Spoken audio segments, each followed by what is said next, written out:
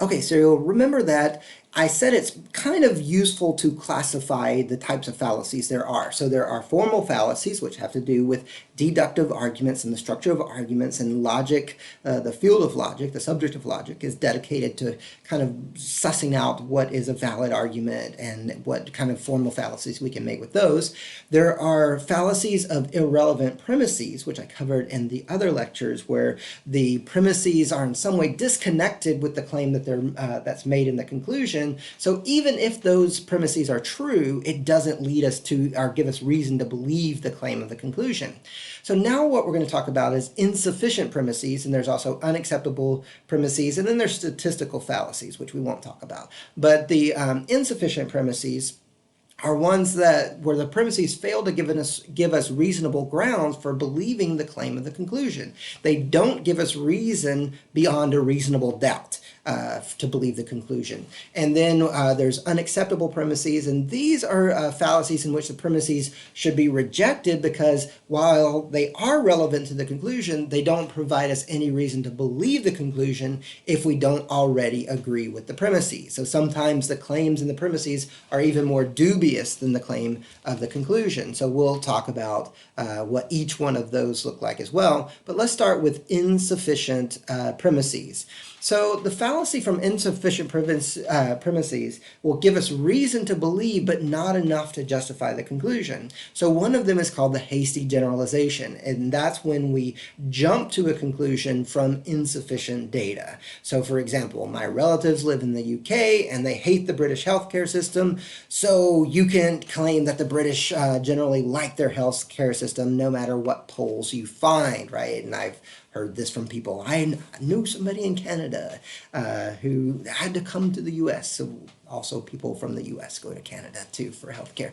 But anyway, what the idea with this hasty generalization is that there's not enough data. Just because you know somebody who doesn't like the British healthcare system, the polls say, when you look at objective data, the polls say the British are pretty happy with it. The Canadians are pretty happy with theirs as well.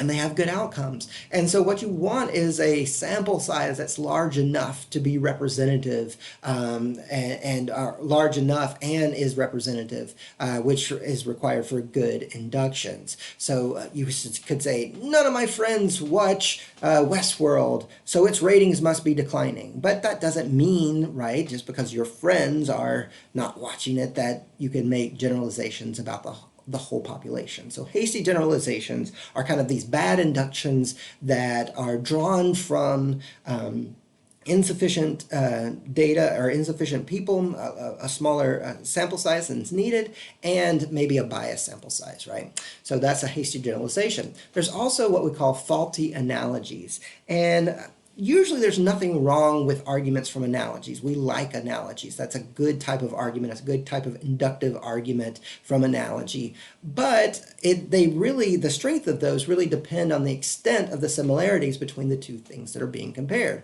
If the things are dissimilar, then the analogies are a fallacy. So I've heard this, people say, believing in God is like believing in Santa Claus. You shouldn't hold on to silly beliefs, right? Well, no, there's important differences, right, between believing in God and believing in Santa Claus. For one thing, brilliant minds from the past haven't believed in Santa Claus, right?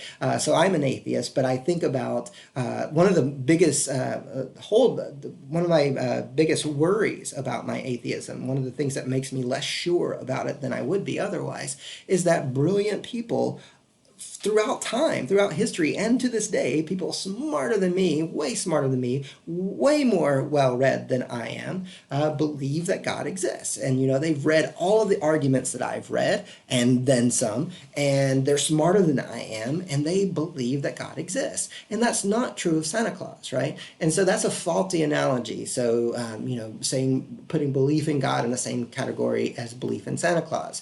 The question of whether God exists is a lot more complex than the question of the existence of Santa Claus. Very intelligent people believe in God's existence, and there are some decent arguments for God's existence, but you can't say that about Santa Claus. So you don't want to make a false analogy. You don't want to make something, say, well, this is just like this, when it really isn't. So false analogies are bad.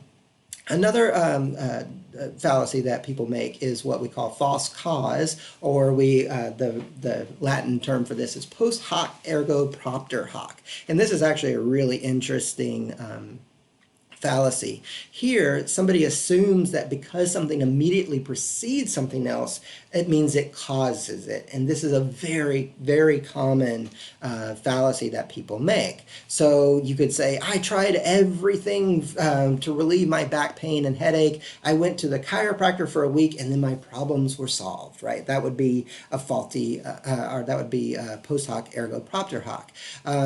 So, I have some serious problems with chiropractic medicine. You don't have to have serious problems to understand this fallacy, but it's based on the claim that there are these things called subluxations, spinal misalignments, and they're the cause of most medical problems because these supposedly interfere with nerve signals from the brain.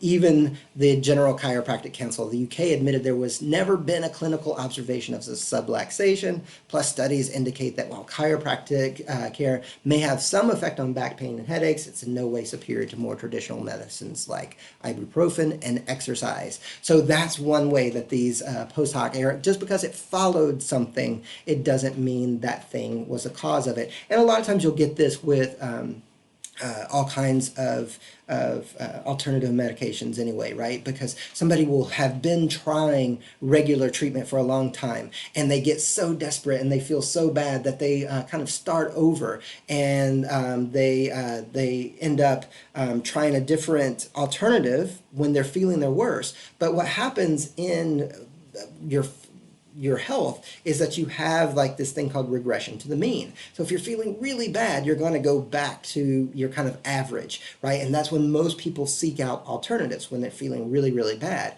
And so then they start feeling they start feeling better, and they say, oh, it must have been this alternative medicine that made me feel better because now I feel better than I did before. Or it could just be that the treatment started working, right?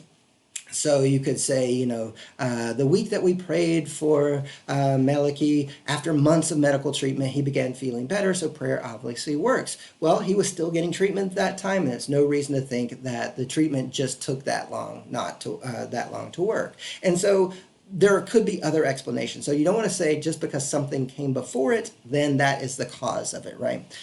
So that's a very common fallacy. And then the last one for these insufficient insufficient premises is the slippery slope.